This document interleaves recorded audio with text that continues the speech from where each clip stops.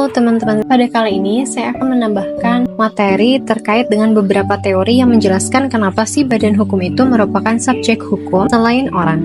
Jadi ada 6 teori di sini. Yang pertama adalah teori fiksi, yang mengatakan bahwa hanya manusialah yang bisa menjadi subjek hukum. Sedangkan badan hukum itu dikatakan sebagai subjek hukum itu ya hanyalah fiksi. Karena sesuatu yang sebenarnya tidak ada, tapi orang menghidupkannya dalam bayangannya untuk menerangkan sesuatu hal di mana badan hukum itu sesungguhnya hanya buatan negara saja. Teori ini juga menyatakan bahwa ada subjek hukum lain yang wujudnya tidak nyata, tapi bisa dilakukan perbuatan-perbuatan hukum melalui perwakilannya. Yang kedua, teori organ.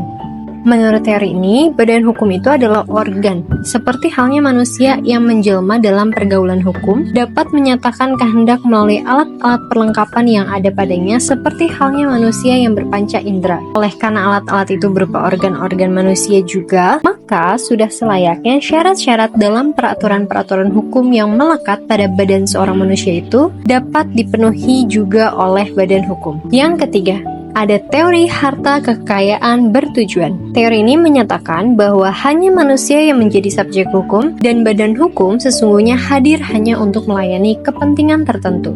Yang keempat, ada teori harta karena jabatan. Teori ini mengatakan bahwa badan hukum ialah suatu badan yang mempunyai harta yang berdiri sendiri yang dimiliki oleh badan hukum itu, tetapi pengurusnya dan karena jabatannya ia diserahkan tugas untuk mengurus harta tersebut.